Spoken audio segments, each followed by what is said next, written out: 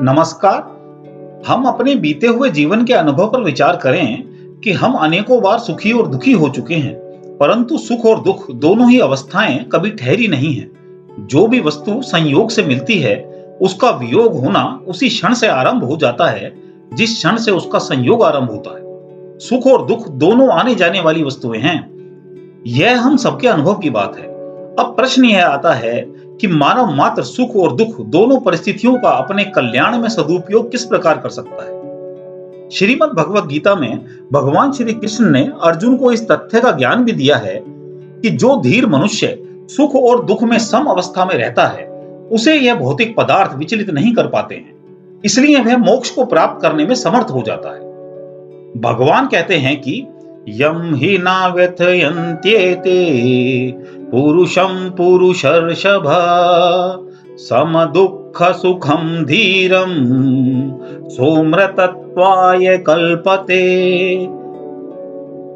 हे पुरुषों में श्रेष्ठ अर्जुन, सुख दुख में सम रहने वाले जिस धीर मनुष्य को ये मात्रा स्पर्श पदार्थ व्यथा नहीं पहुंचाते, वह अमर होने में समर्थ हो जाता है, अर्थात वह अमर हो जाता है। मनुष्य प्राय परिस्थितियों को बदलने का ही प्रयास करता है, जबकि परिस्थितियों को बदलना मनुष्य के वश में नहीं होता। परंतु परिस्थिति विशेष में प्रत्येक मनुष्य अपने कल्याण का मार्ग अवश्य खोज सकता है। अर्जुन ने युद्ध रूपी परिस्थिति को बदलने का प्रयास न करके अपने कल्याण का विचार किया है। यह कल्याण का विचार करना ही मनुष्यों में उनकी श्रेष्ठता है। इसीलिए भगवान ने अर्जुन को पुरुषर्षभ शब्द से संबोधित किया है। सुख और दुख को भोगने में हमारी चेतना केवल माध्यम है। जब हमारी चेतना अपने स्वरूप में स्थित हो जाती है, तब सुख दुख को भोगने वाला कोई नहीं रहता। अतः अपने आप में ही स्थित होने से वह सुख दुख में स्वाभाविक ही सम हो जाता है। जिन मनुष्यों की दृष्टि समता पर रहती है, उन्हें सुख और दुख का ज्ञान तो होता है, परंतु उसका भोग न होने से अंतःकरण में उनका स्थायी रूप से संस्कार नहीं पड़ता। इस प्रकार सुख और दुख के संस्कार न पड़ने से वह विचलित नहीं होता। ऐसा धीर मनुष्य अमरता अर्थात मोक्ष के योग्य हो जाता है। पदार्थों के संयोग और वियोग से मनुष्य अपने में जो विकार मानता है, उसके दूर होने से समता की स्थिति स्वतः सिद्ध हो जाती है।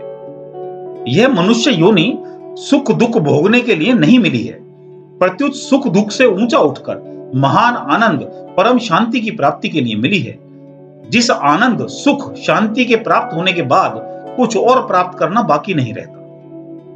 यदि हम अनुकूल व्यक्ति वस्तु और परिस्थिति के मिलने पर सुख का अनुभव करते हैं, तो हमारे मन में अनुकूल व्यक्ति वस्तु और परिस्थिति की कामना रहेगी। मन में सुख की कामना रहने से अनुकूल परिस्थिति का सदुपयोग नहीं हो सकता। अनुकूल परिस्थिति में हमारे अंतःकरण पर सुख का संस्कार न पड़े और हम अनुकूल परिस्थिति का सदुपयोग कर पाए, इसे हम एक उदाहरण से समझ सकते हैं।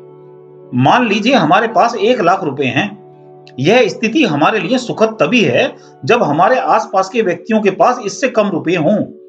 यदि हमारे आसपास के व्यक्तियों के पास लाखों करोड़ों रुपए हैं, तो हमारे पास 1,00,000 रुपए होने पर भी हमें सुख के स्थान पर दुख का अनुभव होगा।